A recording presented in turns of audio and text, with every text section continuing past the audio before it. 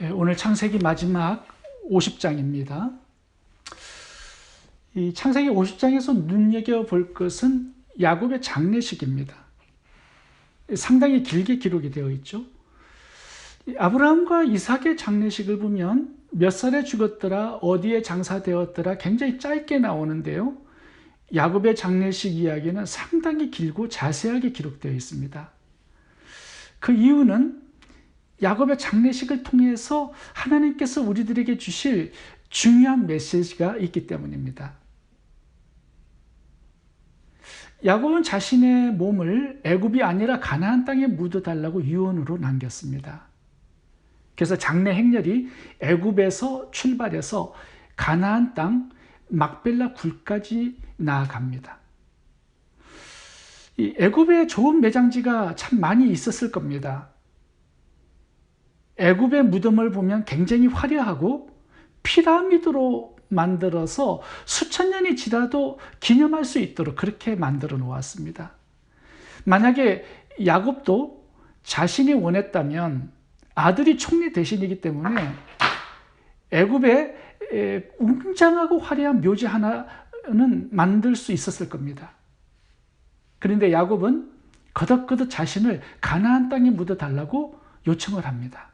심지어 사타구니에 손을 넣게 해서 맹세까지 시킵니다. 창세기 47장 30절부터 읽어보겠습니다. 내가 조상들과 함께 눕거든 너는 나를 애굽에서 메어다가 선양에 장사하라. 요셉이 가로되 내가 아버지 말씀대로 행하리이다. 31절 야곱이 또 가로되 내게 맹세하라 맹세하니 이스라엘이 침상머리에서 경배하니라. 49장 29절입니다. 내가 내 열조에게로 돌아가니 나를 햇사람 에브론의 밭에 있는 굴에 우리 부요조와 함께 장사하라. 야곱이 여러 차례 가나안 땅에 묻어달라고 유언을 남겼습니다. 이 가나안 땅이 야곱의 유일한 관심이었고요. 또 가장 중요하게 여겼던 것이었기 때문입니다. 야곱은 죽을 때까지 한 가지를 붙들고 죽는데 그게 뭐냐면 창세기 15장에 나오는 하나님의 언약의 말씀입니다. 이것을 붙들고 살다가 이것을 붙들고 죽었다라는 뜻입니다.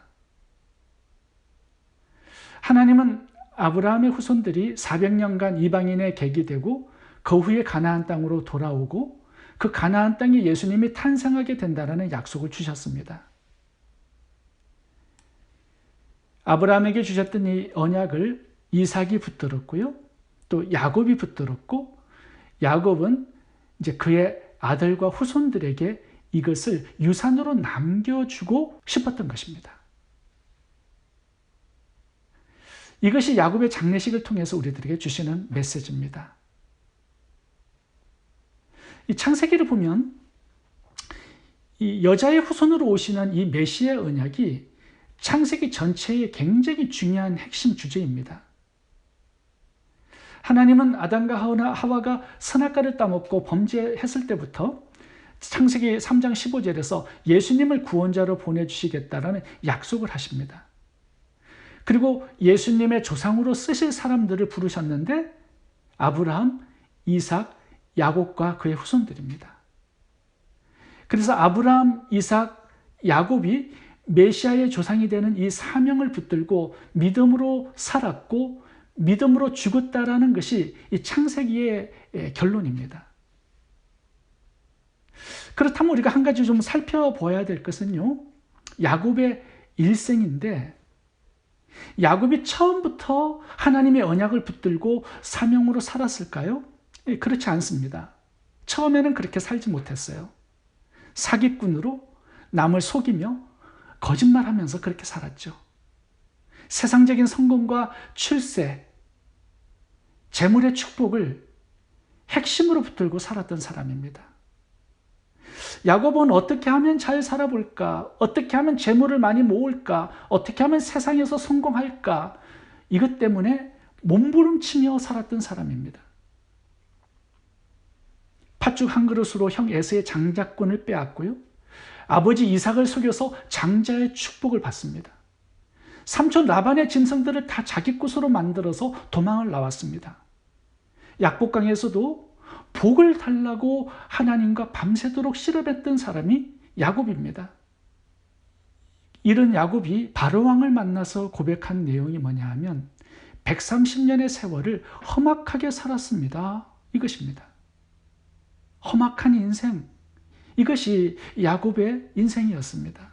잘 살려고 몸부림치는 인생이었지만 세겜에서 자기 딸 디나가 강간을 당하고 자기 아들들은 다 살인자가 되고 장자 루벤은 자신의 침상에까지 올라 음행을 행하고 야곱 자신은 환도뼈가 위골된 불구자가 되어버립니다.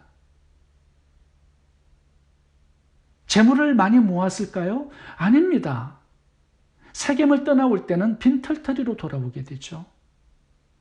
흉년을 만났을 때는 완전히 빈털터리가 되어버립니다.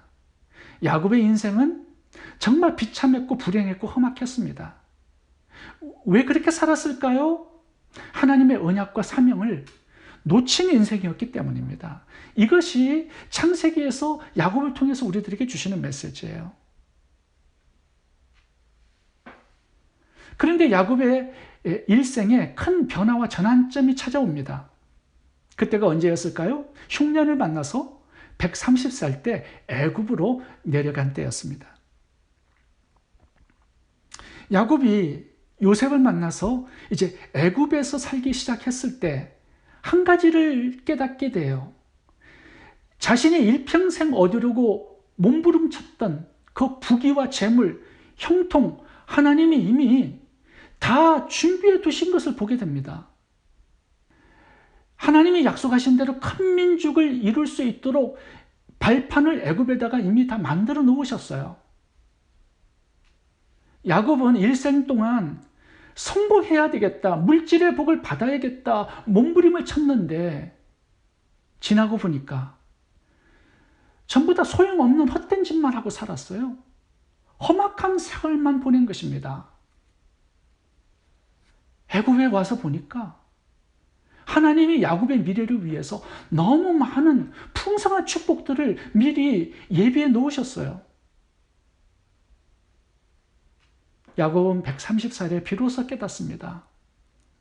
하나님의 백성은 세상에서 성공, 출세, 재물, 명예를 위해서 몸부림치고 사는 것이 아니구나. 하나님의 언약과 사명에 헌신하면서 살아갈 때 나머지는 하나님이 다 준비하시고 복을 주시는구나. 이것을 애굽에 내려와서 비로소 보게 되었다는 것입니다. 그래서 야곱은 17년간 애굽에서 살았었는데요. 더 이상 몸부림치면서 재물의 축복을 얻기 위해서 살지 않았습니다. 야곱이 마지막에 붙잡았던 것은 단 하나였습니다. 하나님의 약속이고 사명입니다. 그래서 자신의 몸을 애굽이 아니라 가나안 땅에 묻어달라고 유언을 남긴 것입니다. 메시아를 이 땅에 오게 하는 하나님의 약속과 이 사명이 야곱의 인생의 가장 중요한 목적이 되었다라는 것입니다. 저희들이 창세기의 결론을 맞이했어요. 창세기 결론은 뭘까요? 야곱의 생애를 우리들에게 보여주시면서 하나님께서 주시는 메시지는 뭘까요? 예수님을 믿는 우리 성도들의 삶입니다. 우리가 어떻게 살아야 하는가, 그것을 결론으로 맺고 있는 것입니다. 우리 성도들 중에는요, 야곱처럼 이 세상에서 잘 살아보려고, 성공하려고 몸부림치는 사람이 있습니다. 우리들의 모든 필요를 하나님이 다 준비해 두신 것을 모르기 때문이에요. 우리가 힘쓰고 애쓰고 노력해야 할 것은요, 세상의 부귀영화와 재물이 아닙니다. 하나님의 언약이고 사명입니다. 땅끝까지 이르러 복음을 전하는 이 명령, 그래서 주님의 재림을 준비하는 이 사명이 성도들의 삶의 유일한 목적이 되어야 합니다. 이 사명으로 살 때 하나님이 야곱의 미래를 복되게 준비해 주신 것처럼 우리들의 미래도 그렇게 복되게 준비해 주실 것입니다. 우리가 복음의 사명을 놓치면요, 야곱처럼 험악한 인생을 살게 됩니다. 하나님이 준비하실 것을 내가 스스로 얻으려고 시간 낭비하는 그런 헛된 인생을 살게 되는 것입니다. 복음의 사명을 핵심으로 붙들면 17년간 애굽에서 요셉이 준비한 모든 것을 누리는 야곱의 삶이 되는 것입니다. 세상 성공의 출세, 권세와 부귀와 영화 너무 욕심내지 마시기 바랍니다. 하나님의 보좌를 욕심내었던 루시퍼, 마귀가 되었습니다. 하나님같이 되려고 선악과 따먹었던 아담과 하와, 죄와 사망을 당했죠. 예수님이 아니라 돈을 욕심내었던 가룟 유다, 자살로 인생을 마쳤습니다. 우리에게 필요한 것은요, 이미 하나님이 다 준비해 두셨어요.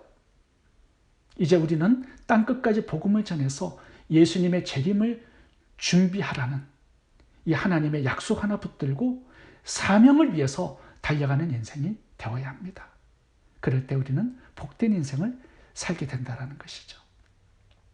저는 창세기 마지막을 보면서 재미있는 것을 하나 발견하게 되었습니다. 그게 뭐냐 하면요, 야곱과 요셉의 인생을 대조시켜 놓았다는 것입니다. 창세기 37장부터 보시면 이 야곱과 요셉의 이야기가 대조되어서 나옵니다. 야곱은 악착같이 자물의 복을 얻으려고 몸부림치는 인생이었고요. 요셉은 세상적인 성공을 얻으려고 노력한 적이 단 한 번도 없습니다. 단지 하나님을 사랑하고 섬기고 동행한 인생이었습니다. 근데 결과를 이렇게 보면 누가 가장 큰 복을 받았습니까? 요셉이에요. 야곱이 아닙니다. 야곱은 130년간 잘 살아보려고, 성공하려고, 재물을 모으려고 몸부림치면서 달려간 인생이었는데요. 결과를 보세요. 빈털털입니다. 이 야곱의 말년은 요셉에게 빌붙어서 흉년에 먹고 살고 생명을 유지하고 있어요. 야곱이 애굽에 내려와서 요셉의 생애를 보니까 자기하고는 너무너무 다른 것을 보게 됩니다.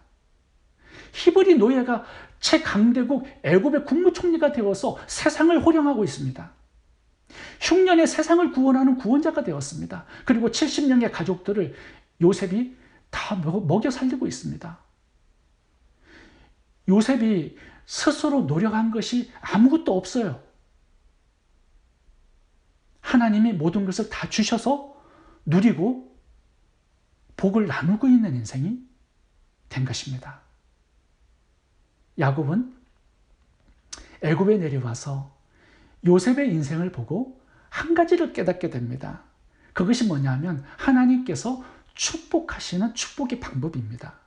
창세기 49장 22절에 보면 요셉은 무성한 가지, 곧 샘 곁에 무성한 가지라. 그 가지가 담을 넘었도다. 요셉의 인생을 바라보니까 샘 곁에 있는 무성한 가지라고 표현을 했습니다. 이걸 깨달은 거예요. 요셉의 인생을 보면서. 요셉의 축복과 번성과 형통이 어디에서 나왔는가? 샘 곁에 있었기 때문이다. 이걸 깨달은 거죠. 축복이라는 것은 스스로 노력해서 얻는 것이 아니라 샘 곁에 있으면 되는구나. 이것을 본 것입니다. 시냇가에 심은 나무처럼 스스로 노력하는 것이 아니라 하나님의 공급하심으로 잘되고 형통한 인생, 이것이 요셉의 인생이었어요. 축복의 비결이 샘 곁에 거하는 데 있었구나.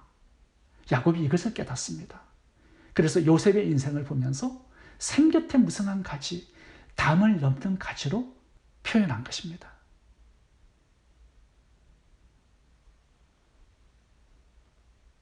야곱이 17년의 애굽 생활을 마치면서 우리들에게 주시는 메시지가 있습니다. 샘 곁에서 살아가는 자의 축복이 얼마나 큰가 하는 것입니다.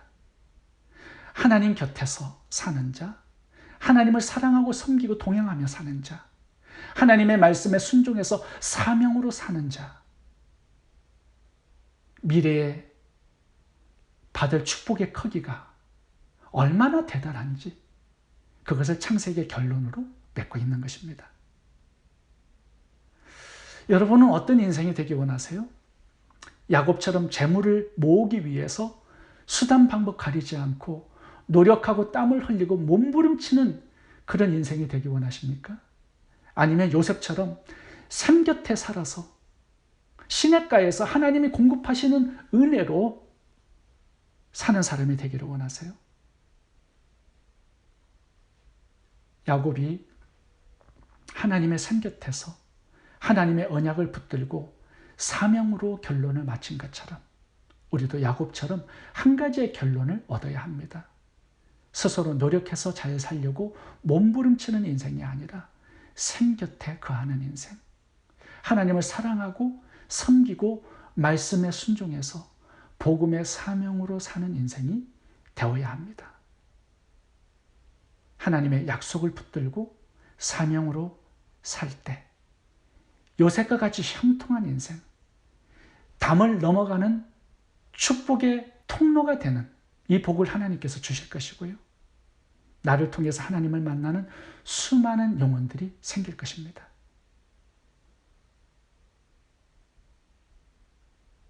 우리가 하나님을 만날 때 하나님께서 이렇게 우리들에게 인정해 주시고 칭찬해 주시는 인생이 되었으면 좋겠습니다. 너 하나님의 약속을 붙들고 사명으로 잘 살았구나. 너의 인생 참 성공적이었다. 참 가치 있는 인생이었다. 잘했다. 착하고 충성된 종아. 하나님께서 예비하신 잔치에 참여할지어다. 이런 하나님의 인정과 칭찬을 받는 저희 모두가 될 수 있기를 바랍니다. 기도하겠습니다. 좋으신 하나님, 스스로 잘 살려고 애쓰고 몸부림치는 야곱의 인생이 아니라 샘 곁에서 하나님의 언약을 붙들고 사명으로 사는 요셉의 인생이 되어서 하나님께서 예비하시는 풍성한 미래의 복을 우리의 끝으로 누리고 경험하는 은혜가 저희 모두에게 있게 해 주옵소서. 예수님 이름으로 기도합니다. 아멘.